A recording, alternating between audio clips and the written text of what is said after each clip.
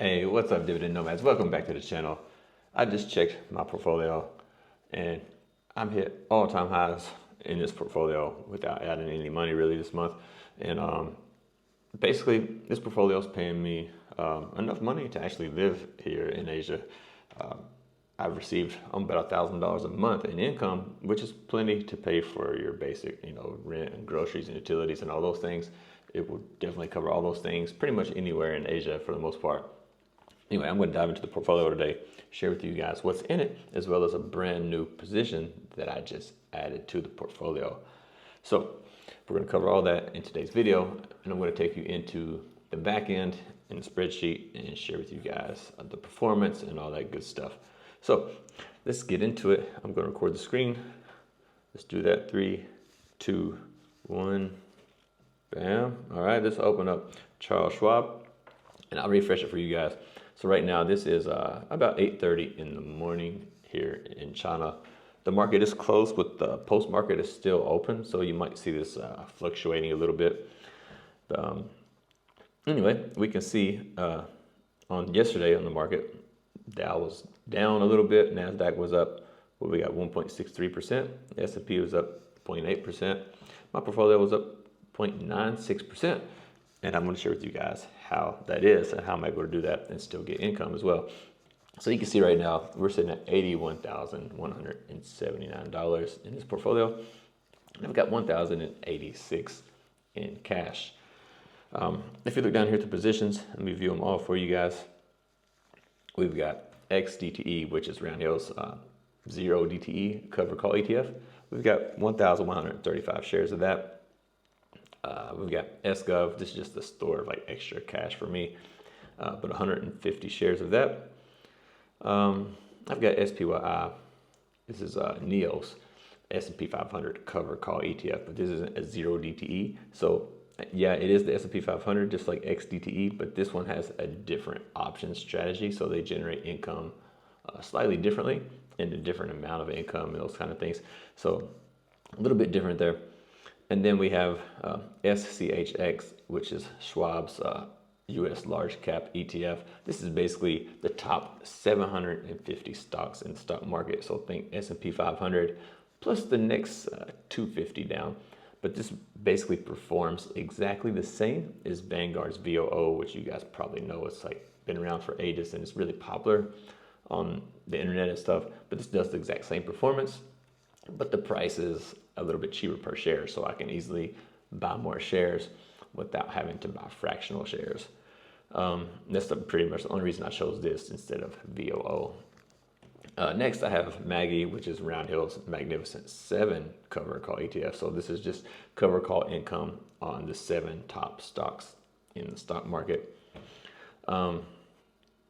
Next, I have SCHG. This is the brand new position here. SCHG is Schwab's US large cap growth.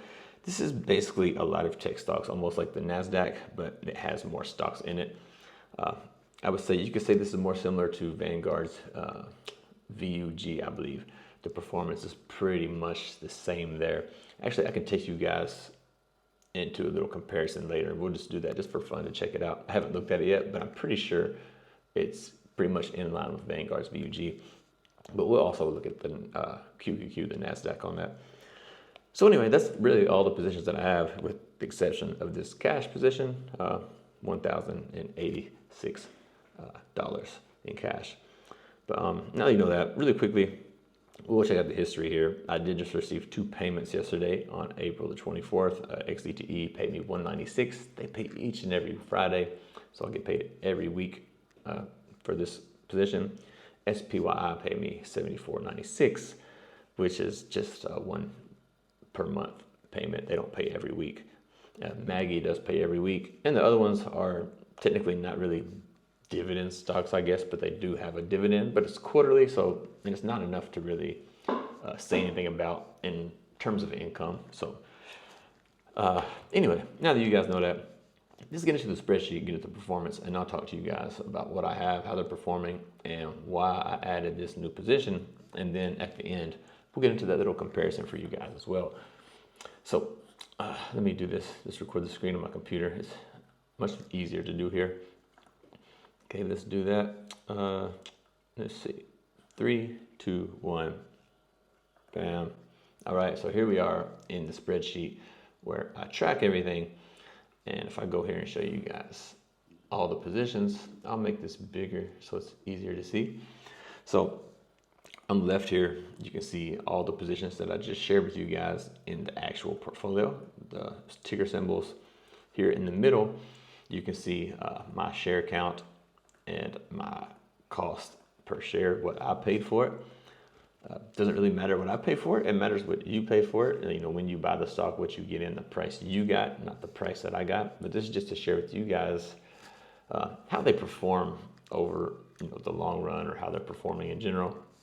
So this is why I track everything, to show you guys all this stuff with transparency. If we look over here at the returns, we can see, I'll show you guys my allocation percentage too. If we look at the market return on XDTE, the top one there, you can see it is down 3.49% on the market return, but the total return is over 21%. So not a bad trade-off in terms of the price or the returns, the total return and market return. I've had this for a long time, like nearly 2 years, and I can't really complain about the return on this. Over 20% return was pretty good. Well, if you factor in this 3%, 3.5%, then we're looking at a 19% total return. This is total return, so not 19% total return, but anyway, yeah, 21% total return. So if I sold this right now today, I would walk away with 21% more than I started with, right? So that's just the easiest way to look at it. If we look at Maggie here, this one is down. I picked this one up near the all-time highs, and it's been getting beat up and suffering. All these Magnificent Seven stocks were actually down in bear market territory, but they're starting to have a comeback, and we can see that here in the returns. Market return is down 12.37, but the total returns only down 3.21.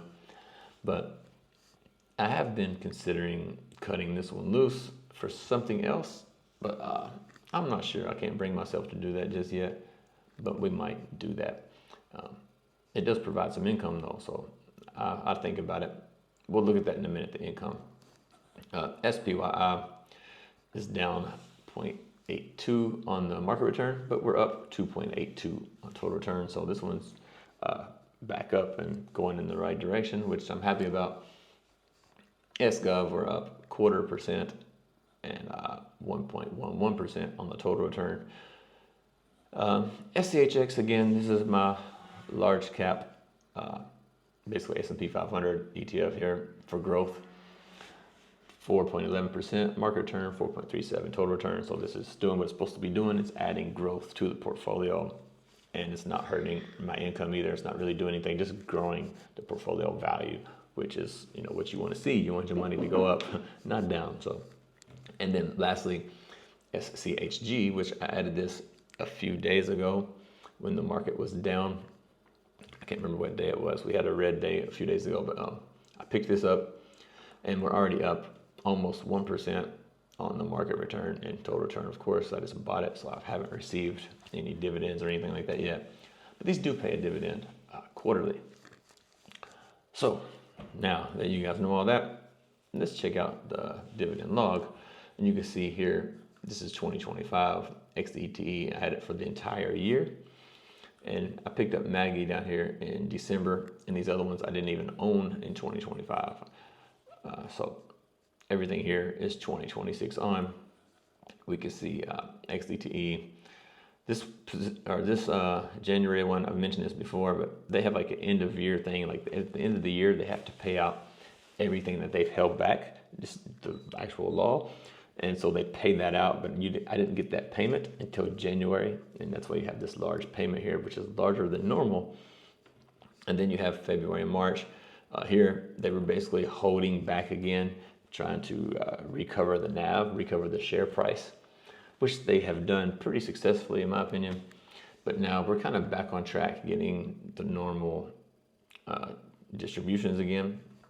So right now for April, we're at $734 in this one. today's the 20th. Let me see, the 25th. This one pays every Friday, so this one will not pay me anymore this month. So this is all I'm getting this month from XDTE. Is this $734? But we will get paid on May the 1st, which is the next Friday. But that'd be on, the next month. So we're not looking at that. Maggie has paid me $101 so far this month. You can see this in March, it was slightly more, and this was because March it actually paid 5 times. But here in April, I believe it's only paid 1, 2, 3. It's going to pay 4 times. So I've only received 3 of those. I will get 1 more, which is probably going to put me in the neighborhood of this 150 here, somewhere in the neighborhood of that, maybe 140, something like that. So we still got 1 more payment coming for them. So this is going to bump up a little bit here. We're just waiting on that on next Monday. They pay every single Monday. SPYI just paid me. I shared with you guys that in Brokerage app, $74.96. SGov paid me earlier also, $43.90. And these two will not pay anything until, April, May, till June. These will pay me down here in June. So we're not going to get anything here this month. So far for the month, we've got $955 so far, and we're still waiting for 1 more payment. So this is definitely going to be $1,000 or thereabouts. And it's definitely enough money to live in Asia, especially in Southeast Asia, something like that. So, you guys can choose how you choose to live, but this is enough income to do that. And the portfolio is growing on top of that. So overall, pretty good. I'm not upset about that. I'm happy about the growth and the income, which I know the income is slightly less than what I was getting last year, but because I've diversified out and went into other things that actually growing the portfolio, and I got away from a lot of things that had some, some of the NAV erosion and stuff like that, because I wanted to grow the portfolio. So now if we look here, we'll just do this little comparison really quick. If the internet cooperates, but it's not looking like it wants to cooperate, but it's very slow. The internet's been really, really bad here in China the past few days. And it's kind of annoying. But we'll try again. If it doesn't work, I may be able to do it on the phone, or we might have to just postpone it till another video when the internet cooperates. But I'll try really fast. What's the name of this website?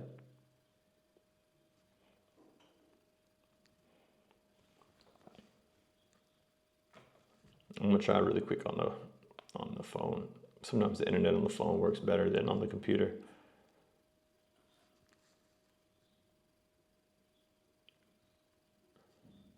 But it looks like we're not in luck.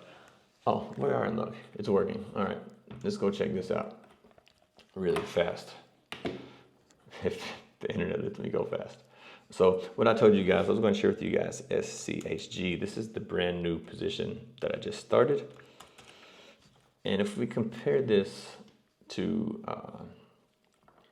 let's see, I told you guys Vanguard's VUG is about the same, I believe. So let's go check this out and see what it looks like in comparison.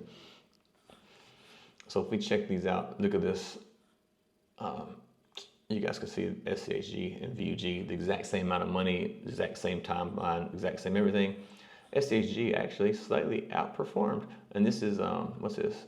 This is with dividends reinvested. So if you just buy this and turn the drip on and let it do its thing, we have 16% compared to 15.69%. So they're almost identical, like I just said to you guys. And you can see here on the chart, they're pretty much the exact same thing, the exact same movement, everything exactly the same.